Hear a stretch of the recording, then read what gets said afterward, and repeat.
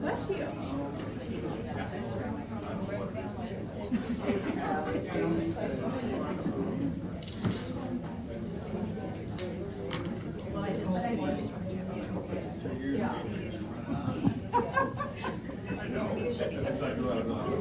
Good morning.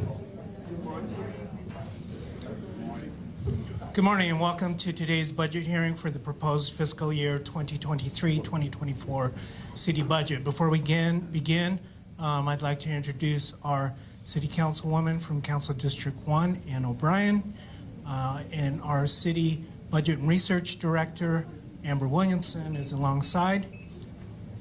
The feedback we received today is extremely important as we formulate the proposed budget to present to City Council. So your input may be considered before the budget is approved. The proposed budget will be presented to the City Council on May 2nd and voted on May 16th. If you wish to speak at today's hearing on the proposed budget, please fill out a comment card. I believe those are available outside the room. For those of you who do not wish to speak today, you can fill out a comment card and check the box, I do not wish to speak. Another way to participate is through the Fund Phoenix interactive budget tool that lets you provide direct feedback on the proposed budget and is available at Phoenix.gov/budget. Today we have a short 10-minute video to show you on the proposed trial budget. The video also includes information on the proposed general obligation bond program approved by the City Council in December of 2022. The proposed GEO bond program is not subject to change, and today's video is for information purposes only. The GEO bond program requires voter approval and will be on the November 7th, 2023 ballot for consideration. So with that, I will turn it over to Councilwoman O'Brien for her welcoming remarks. Oh, yep.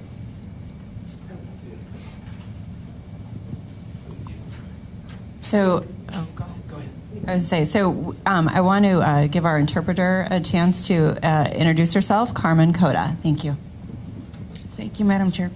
My name is Carmen Cota. I'll be providing interpretation services for anyone that needs it, especially our Spanish-speaking audience.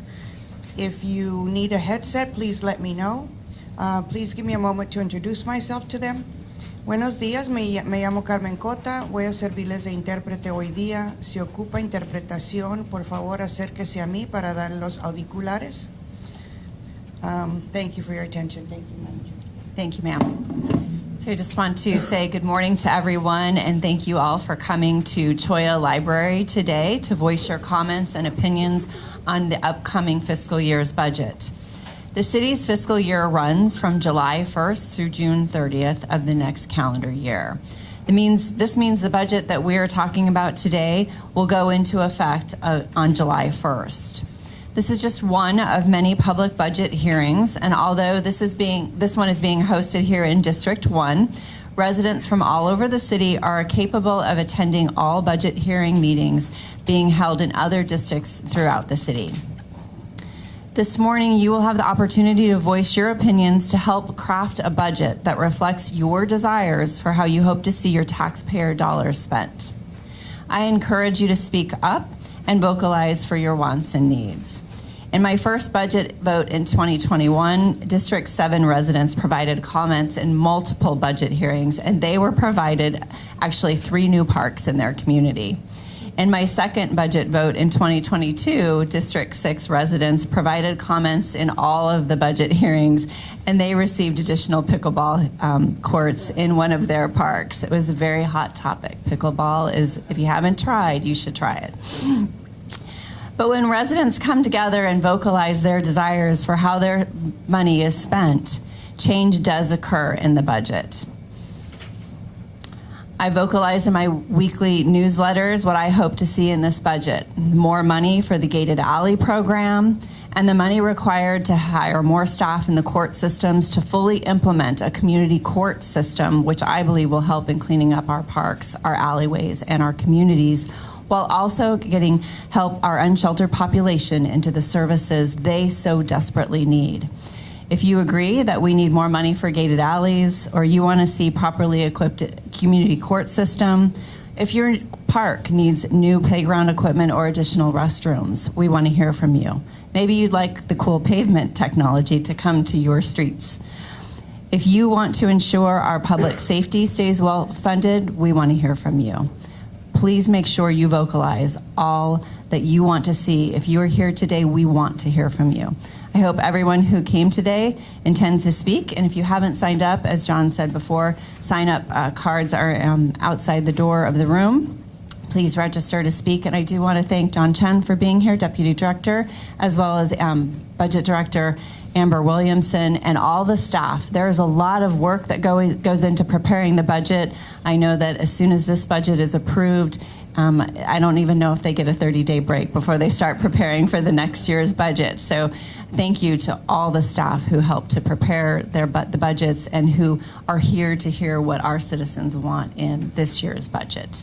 And with that, we will now play the video highlighting what is proposed in fiscal year 23-24 budget and the information on the GEO bond program. Immediately following the video, we will move to speaker comments on the 23-24 trial budget.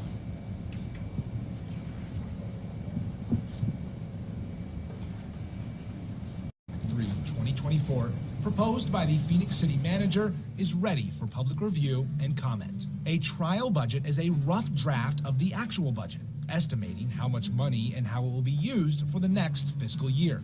How does Phoenix's annual budget work? The city budget is made up of 3 parts: the general fund, enterprise funds, and special revenue funds. The general fund is made up of city sales tax, property taxes, revenue distributed by the state from income tax, sales and vehicle license taxes, and some fines and fees. The general fund supports many of the services our residents, visitors, and businesses have come to expect in Phoenix, such as libraries, parks, senior and youth programs, police and fire services, and more. Enterprise funds are those city departments that only charge the people who use their services directly, like water and sewer, airlines and passengers at Sky Harbor, and trash and recycling customers. Finally, special revenue funds reserved for specific purposes from grants and voter-approved sales taxes dedicated for parks and preserves, transportation, and public safety. That's how Phoenix gets its money. Now, how do we spend it?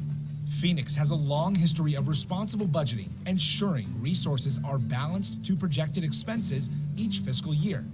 A top priority of the City Council is to ensure the public can engage in the budget development process every year, giving the community a voice in the future of our city.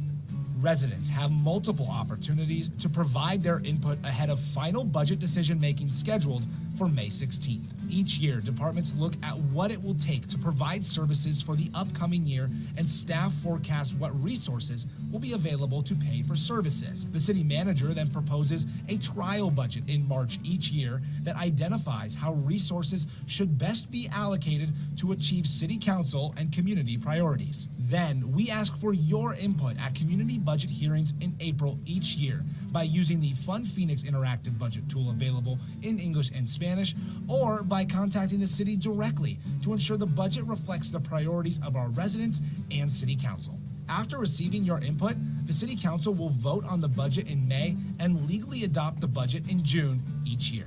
State law requires the city's budget to be balanced each year. And this year, we are happy to report a projected budget surplus of $134 million. This is thanks to Phoenix's continued strong economy and sound fiscal leadership from the mayor and city council. For fiscal year 2023-24, the proposed general fund trial budget proposes to allocate the surplus primarily to address employee compensation. The city is experiencing significant vacancies across all city departments due to the competitive labor market, and increases are necessary so we can ensure our most valuable asset is paid competitively and positions can be filled with the best talent available to deliver services to you. This year's trial budget also includes $14 million in general fund money proposed to programs and services in City Council and community priority areas. Focus Area 1, continuing services for vulnerable populations. To ensure vulnerable populations can continue receiving vital services that are at risk due to expiring or reduced grant funding, and increase resources used to help individuals experiencing homelessness, substance abuse, and behavioral health issues, $7.4 million is proposed to support the Low-Income Home Energy Assistance Program, Victims Advocacy Services, and expand the Behavioral Health Engagement Team's contract. The funds proposed would also expand the Phoenix Cares Outreach Program to increase resources focusing on targeted areas in the city with high concentrations of encampments requiring cleanup, and continue operations next fiscal year at shelters serving 420 individuals per night and approximately 1,300 each year. Focus Area 2, enhancing public safety responsiveness and criminal justice. To help improve emergency response times across the city, $3.5 million is proposed for the Phoenix Fire Department for an additional rescue unit and to fully staff a new fire station located at 19th Avenue and Chandler Boulevard. As part of the Phoenix Police Department's focus on civilianization efforts, new positions are included for civilian investigators and police assistants within the department, along with training and crime scene specialists. Costs will be absorbed in the existing police department operating budget for fiscal year 2023-24. This proposal also includes additional resources for the law department to replace grant funding that will be reduced next fiscal year used to provide services to victims of crime. Focus Area 3, healthy neighborhoods and community enrichment. To expand the city's efforts toward equity and arts, $125,000 is proposed to increase funding for the Community Arts Grants Program that supports renters at Herberger Theater Center and other local venues. Also, a new project manager position to help manage and coordinate the Office of Arts and Culture's model for involving artists in designing and building a better city. The cost for this position will be paid for with existing capital project funds. A proposed $571,000 for the Neighborhood Services Department would add funding to expand the Gated Alley program, providing resources to install approximately 77 new gated alley segments each year, and restore 2 grant-funded neighborhood inspector positions to the general fund, which will free up grant resources used to serve low and moderate income residents. In an effort to increase park security and advance the city's climate action plan, $2 million is proposed for the Parks and Recreation Department to hire 14 park rangers and 1 park manager to create 2 urban park ranger teams that will work overnight. The addition of an overnight third shift will provide coverage 24 hours per day, 7 days a week at city parks. The proposed funds will also add more staff to expand tree planting and shade canopy efforts citywide, and add a new volunteer coordinator to assist in the coordination of volunteer efforts throughout city parks. Non-general fund supplementals total $1.4 million. Due to growth and security needs at the airport, $917,000 is proposed for 2 new access agents for badging services and to add vehicles needed for the Airport Bureau. $488,000 is proposed to support technology and streamlining of services provided by the Planning and Development Department, including managing the Shape Phoenix permitting system, enhanced electronic plan review, and staff to support increased human resource activity. In addition, $1 million is reserved for possible changes to the trial budget based on resident feedback on the budget, and $5 million will go to the General Fund Contingency, or Rainy Day Fund, to ensure resources are available in the event of unexpected economic or financial events. This has been just a taste of what you will find in the 2023-24 City of Phoenix proposed trial budget. More information on the proposed budget is available at our website, Phoenix.gov/budget. We encourage you to provide your input using Fund PHX, an interactive budget tool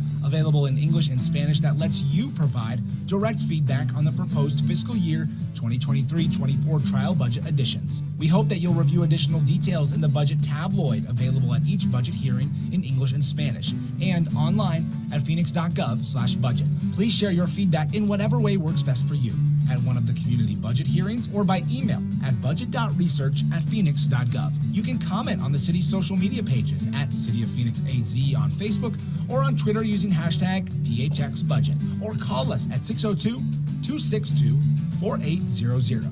All resident feedback will be shared with the City Council so they may consider it before making final budget decisions. The City Manager will present his proposed budget for 2023-2024 to the Phoenix City Council on May 2nd, 2023. The Council's budget decision will take place on May 16th. 2023. Thank you for being a part of this important process. We look forward to hearing your ideas for this year's trial budget and the future of Phoenix. And now to an informational update on the City Council approved 2023 General Obligation Bond Program. In December, the City Council approved a General Obligation Bond Program to advance to the voters in the upcoming November 7th election. General obligation bonds, also known as GO bonds, provide a mechanism for the city to fund the construction and rehabilitation of city facilities and infrastructure such as parks, libraries, fire stations, police precincts, community centers, streets and storm drains, and arts facilities. A GO bond program requires voter approval and cannot be used to fund operating costs like staff salaries or to fund assets in which the city has no legal interest. Phoenix voters have approved 12 GO bond programs since 1957, totaling $4.6 billion, with the last GO bond program approved by voters in 2006. This 17-year gap is the longest in the city's bond program history and has resulted in a significant amount of unfunded capital needs. In 2022, Phoenix City Council appointed a Citizens GO Bond Committee to identify the highest priority unfunded capital needs, totaling $500 million. In the fall, committee members met to review capital needs identified by city departments and heard proposals and input from the public. After 3 months of committee deliberation and extensive public input, the committee recommended a proposed $500 million GO bond program to Phoenix City Council. The City Council approved GO bond programs include projects in the areas of arts and culture, economic development and education, environment and sustainability, housing, human services and homelessness, neighborhoods and city services, parks and recreation, public safety, and streets and storm drainage. The program includes projects such as a new Latino cultural center, acquiring land for Rio Reimagined, affordable housing property preservation, a new senior and recreation center, new regional pools, and improvements to existing community centers and park facilities, funding for heat resiliency projects, Vision Zero roadway safety initiatives, new and expanded library branches, and new and renovated fire stations throughout the city to improve response times. The full list of projects and programs is available on the city's website at Phoenix.gov/bond. Voters will decide the outcome of the City Council approved GO bond program during a November 7th, 2023 bond election. Election materials, including an informational pamphlet with more detail about the bond program, will be mailed to all voters in the fall ahead of the election.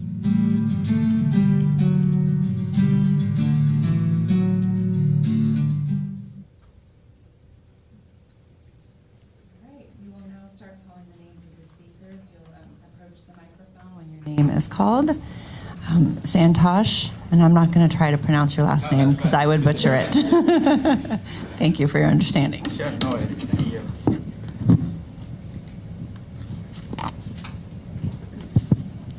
First again, good morning everyone. My name is Santosh Bugata. I'm the president of Cricket Association of Phoenix, but here today I am presenting entire cricket sport community in Arizona.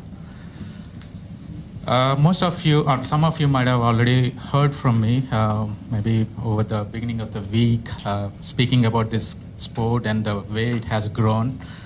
So before I begin, I would like to, applaud every city official for whatever you guys have done post-pandemic to bring back the city to its normalcy. Thank you so much, and I appreciate everyone. Organizing a sport with 40 plus teams is a nightmare for me, but still I'm doing it for my passion. And the officials, they're doing it for entire state. That's a great thing to applaud. So I would request you all to give a round of applause for them. So cricket, thank you. Cricket is very old sport. It's number 2 in the world after soccer or football, whatever it is, followed by 2.5 billion fans, out of which mostly from India. It's second, or soon to be going to be a number 1 populated country. That's one of the reasons why it's mostly followed. However, I moved here from India for my dream, like every American dream, in 2007, and since then I'm playing cricket on baseball fields. It's not the proper way of playing cricket, but it's one way of workaround. Let's call it as a workaround. Since then, I've been trying to reach out to various city officials, trying to give presentations. I've been doing this for almost a decade now, with no luck. Okay, we have total 180 parks in entire Phoenix. I'm not counting Chandler, Gilbert, Mesa, or any of other parks or any of other cities or towns. We have various amenities. We have wide diversity, but we don't have cricket. And cricket is never considered as a sport, unfortunately. There are many things that I would like to share, but I don't want to bore you guys with the details. But my ask here is, we have more than 10,000 cricketing population in the state currently, and who are looking for at least one cricket sport park. It's a complex sport, I agree. It's like baseball. But the most important thing is, like, in order to have our next generation pursue the game of cricket and have a United States in the map of cricket community, I would say this is where we have to start. So Councilwoman Ann has mentioned that in 2021, you have helped getting 3 new community parks. And in 2022, of course, the pickleball courts. I wish in 2023, it might be cricket park. So with that, I would really appreciate you guys giving me this opportunity, and thank you. Thank you for your comments. And next we have Craig Tripkin.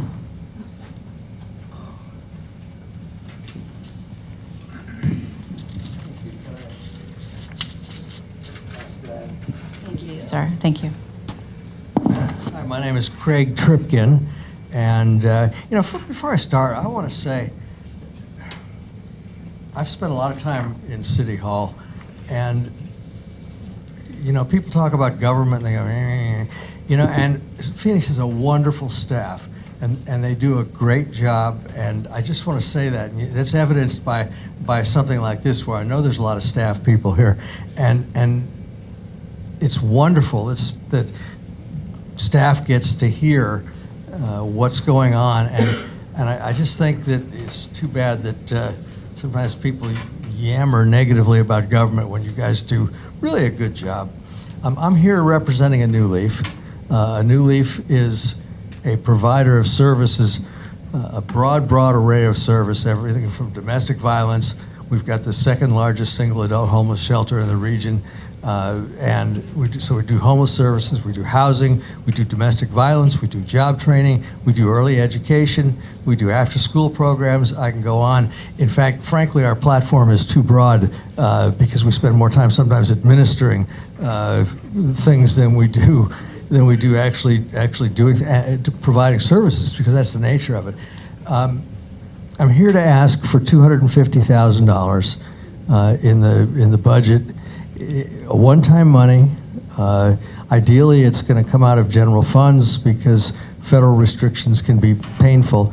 But I'm asking $250,000 for Phoenix Day Early Childhood Education Center. And Councilwoman, I know that you know education as well as probably anybody in the room, and you know how important early education is for kids to get out of their situation and get a head start, get a jump on going to kindergarten and really being successful from there. Just to give you a moment of history, during the pandemic, we were facing $1 million deficit. We had 40 kids. We've got a capacity for 120, but we had 40 kids because of the pandemic. So we were facing $1 million deficit. Last June, we sat down and we said, we got to make a plan. We can't sustain this. We can't keep funding that kind of deficit. And so we made a plan that said we would, by March, by now, we would be 85 kids, and we've done that. We've beaten that number. In fact, we're more like 90 right now. But by March, we'd be at 85 kids.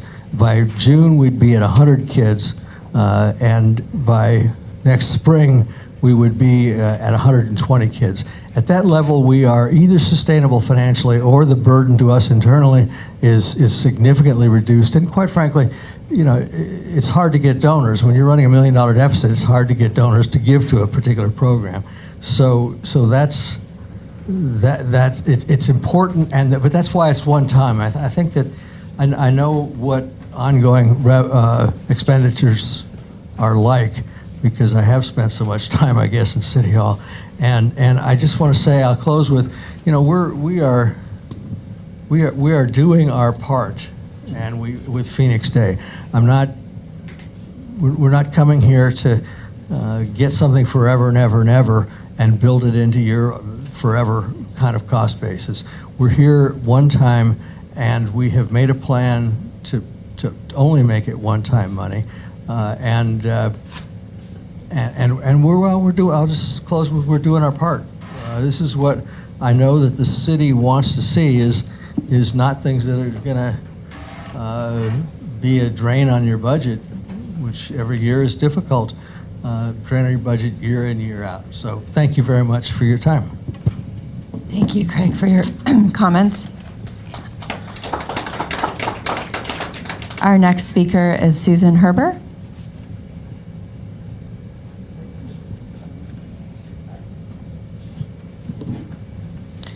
Good morning. Thank you very much, Councilman O'Brien. I am here representing two separate entities, so I'll speak to the first one, which is the Bell Road Business Alliance. We are a group of businesses that go from on Bell Road from the I-17 overpass to approximately 15th Avenue. We've been active for a year and a half or so, and Councilman O'Brien's really familiar with our group.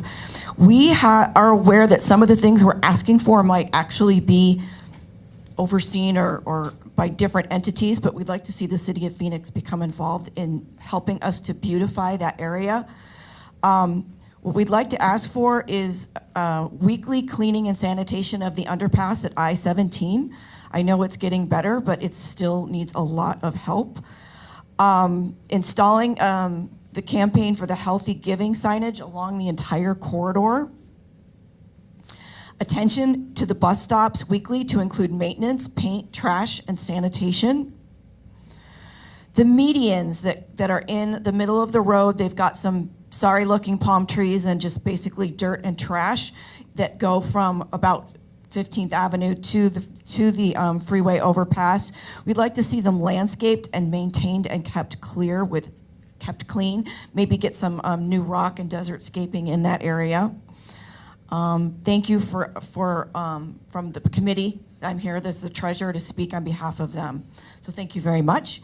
And the second entity I'm here to speak for is the Village Meadows Block Watch. We are approximately Bell Road on the south, Union Hills on the north, 19th Avenue to the east, and I-17 to the west. So we do abut the Bell Road Business Alliance. Our number one concern is we have a park inside of our lovely neighborhood, and it's not very well known, but it's pretty good size. It's called the Telephone Pioneers Park. Thank you. It's a great park. It's built in a way, and I think Councilman O'Brien is aware of this, where there's some walls that actually need to be removed to allow the police to better patrol that park, and maybe some walls added. I'm not really sure. I know Parks is somewhat aware of our issues, but we'd really love to see some more patrolling and Parks and Recreation to be able to spend more time in that park. It's got pickleball users. It abuts a elementary school, which is really important because obviously we have drug activity and things we don't want going on in that park, and it does immediately abut an elementary school. So that park is our number one concern. And while Greenway Road does not directly abut our neighborhood, what goes on Greenway Road comes up to Bell Road, and we've got, as you probably know, a huge amount of encampments going on the wash that goes right along Greenway Road or in the 19th Avenue area by the golf course. That's the Cave Creek Golf Course and the CCV Church, and that that wash is down, and it's just becoming an extremely huge encampment, and I'm sure that's already got some attention, but we would like to see some more attention brought to that. I really appreciate your time this morning. Thank you so much, Susan. Our next speaker is Gail Morgan.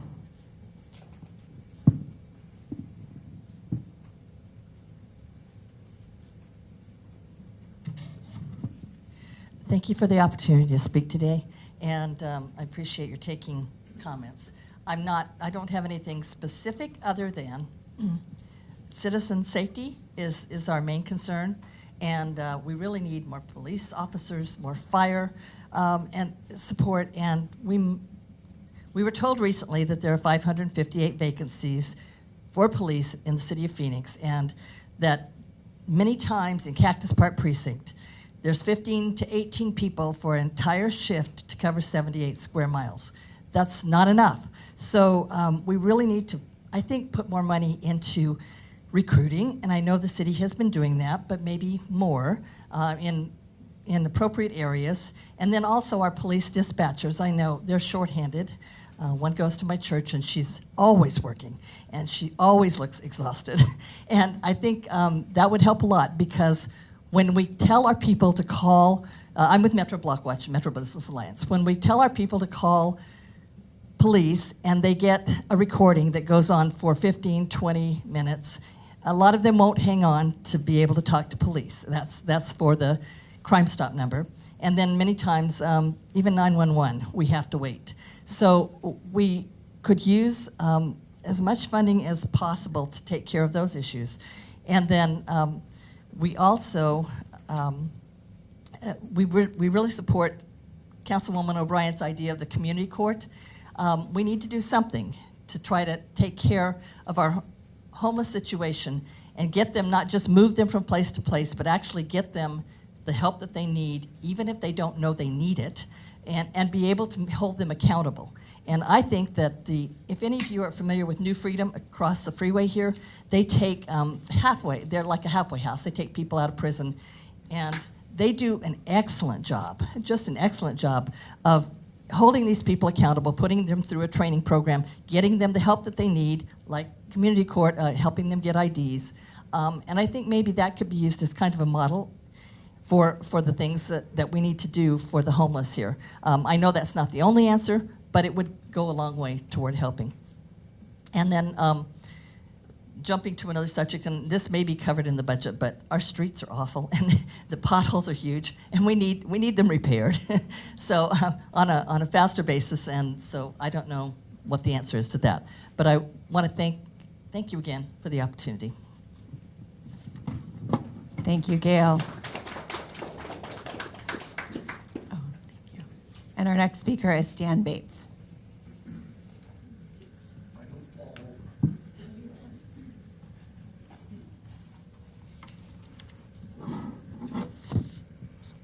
Good morning, everybody. I don't really represent anyone. I am a District 1 resident, and I'm very proud of that. I think we have an excellent city councilwoman. I also support the Phoenix Police Department about as fully as anybody can. And that's a good part of what I want to talk about today. And that is that the GO bond that was discussed, one of the issues is to replace the Cactus Park Police Precinct. That place is so outdated, I couldn't even begin to tell you how bad. You'd have to go through it to see it for yourself. It's going to take 5 years for that process to get done. In the meantime, there are several issues that need to be addressed, about 18 in total. The ones right off the top of my head, repave the parking lot, new flooring, replace the front desk area, develop a key management system, update the locker rooms, improve the booking area, and update the mechanic shop of just a few. The estimate is about $2 million to make all of those corrections. And there's something that needs to be done, because we can't go for 5 more years without those being corrected. The second thing I want to address is the gated alley program. I think it's been a total success. This past year, we only had $500,000 appropriated for it. They could have spent 3 times that amount. So I'd like to see additional funding go for that. And the third one, and it was touched upon briefly, and that is that we need to spend a lot of money to hire police assistants to help our patrol officers throughout the city doing minor traffic accidents, and to also help out with the emergency resource centers. For those of you that don't know, we've got a VIP corridor on 27th Avenue and 19th Avenue where gunshot detectors, traffic cameras, and other items are being placed. And we need additional police assistance to help out with that. So those are the 3 things that I think that need to be addressed. And it's not that I don't think anybody else had any good ideas. Those are just the 3 that strike me as something that needs to be done. Thank you.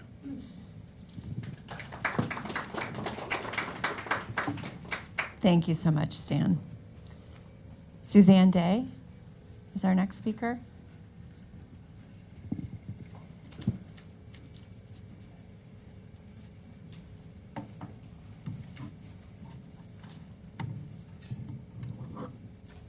Good morning. Thank you for the opportunity to be here. This is so exciting. I love democracy. It's a lot of work, but thank you for being here, especially Councilwoman O'Brien. Thank you. I know it's a lot of work. My name is Suzanne Day. I'm a board member of a bicycle group called Phoenix Spokespeople.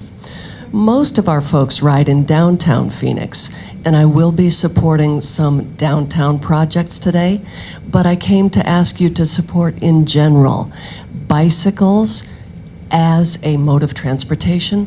I heard the woman before me say how bad our streets are. Indeed. Guess what? Bikes weigh a whole lot less than cars.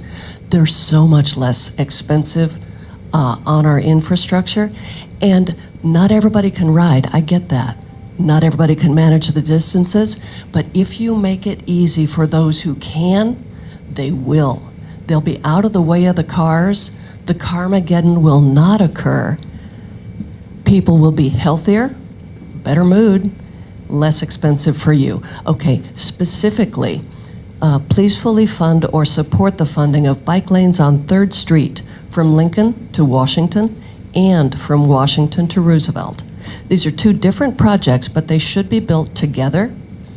The city has received a big federal grant to build the Rio Salado 3rd Street Bridge with a path from the Rio Salado to Lincoln.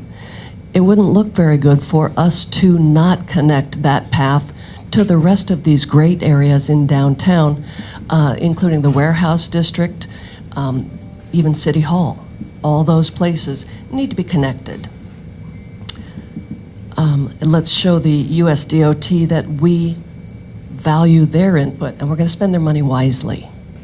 Please do the necessary work to build bike lanes on 3rd Street from Lincoln to Roosevelt. There are also many miles of canals that need paving and lighting. Thank you for the recent design and beginning of construction on the Grand Canal in Council District 5. We, Phoenix Spokespeople, ask that you allow at least $1 million to design and build the Grand Canal multi-use path on the west side of Council District 4 from 27th to 47th Avenue. Again, the canals are there waiting for us to use them inexpensively without even tangling with the cars. It's a win for everyone. Lastly, we ask that you support allocation of funding for street sweepers and a crew for the newly constructed protected bike lanes. As far as we know, the 15th Avenue bike lanes that lead to the state capitol downtown have never been swept or maintained.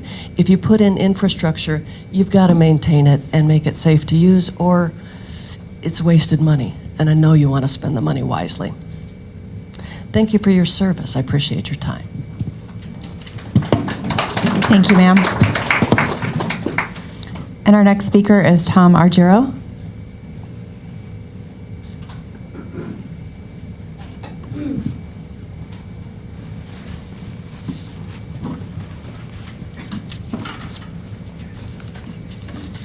Good Good morning, Councilwoman. Thank you for hosting this morning, and team, thanks for being here. And I'm representing the North Phoenix Chamber of Commerce. So I'm coming here from a business perspective today. There are 4 items, 3.5 items that I'd like to make sure that we get, at least get some attention. The permitting and inspection process, I don't know how that works, but it feels broken somehow, and I don't know if there's something in the budget that can affect that. I hear from so many business owners that are frustrated with starting a process, they get through the permitting, and then the inspectors come out and say, it's all wrong, you need to revamp. Things get delayed, bogged down. There's some shaking of hands, it's not working correctly somehow. The second thing I want to make sure that we're supporting is Phoenix PD. Our police department, I've heard that we don't have rifles in every vehicle, AR-15s, and I don't know if that's true or not. It could be, I've heard a couple of reasons why. Part of it's training, some additional training. Part of it is just equipment purchase. But that needs to get done. When you don't have an AR-15 and you're fighting against a bad guy, it's crazy that you guys are out there without the tools that you need. School resource officers, I don't know if that fits within the Phoenix budget or not, but I think every school needs an SRO. There is one gentleman, I've seen him here today. I don't know if I should call him out or not, but one of the community action officers who came out of the school resource program has shared a story where he could be out shopping on a Saturday, not even in uniform, and somebody will come up to him and ask if they can give him a hug because he had such an impact on their life 10, 15 years prior. The school resource officers are just doing tremendous work in the schools and managing relationships very differently than we perceive. Right? I'd like to touch on the streets as well and the potholes. As a motorcycle rider, bicycles, my gosh, it's deadly. Motorcycles, it's not any different. But from the business perspective, certainly PD, the streets in general, and the whole permitting and inspection process. Thank you for your time, Councilwoman. Thank you, sir, for your comments. And then we have AJ Marsden, comments.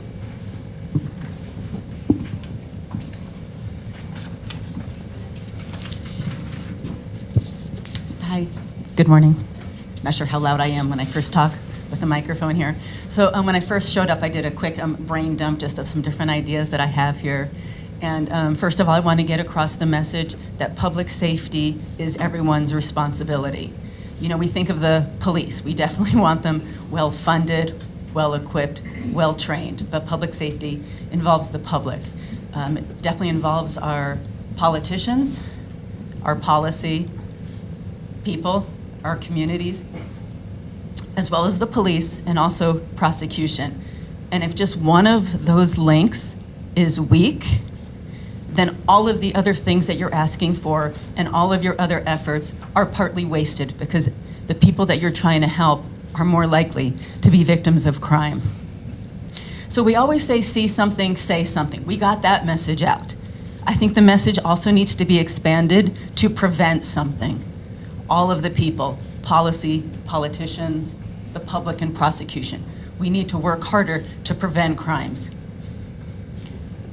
If just half of the car collisions that are happening now happen, that would free up so many hours and resources for our police and our firefighters.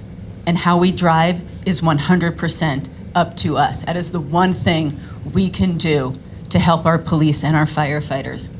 If just half of the public fires that are set happen, again, that frees up time for our police and our firefighters. And if half of the trespassing calls that happen, you know what I'm gonna say next, you're probably saying it in your mind, that would free up many hours and resources for our police and our firefighters. We need to get the message out to Phoenix that if you don't want to obey the law and you don't want to better yourself, Phoenix might not be the city for you. Now, I'm always full of ideas. I'm looking at people here in the room, many of you I've spoken to and shared some ideas with. I don't always know the logistics to carry out my ideas, and I don't always know the legality behind some of my ideas, but I'm definitely willing to work with anyone on different ideas.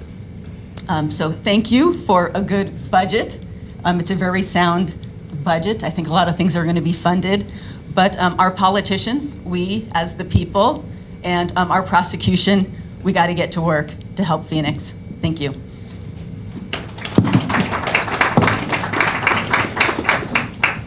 Thank you very much for those final comments. That is all of our speakers for today's budget hearing. I want to thank everyone who came and participated, provided feedback on the fiscal year 2023-24 trial budget. This concludes our hearing today. Thank you all.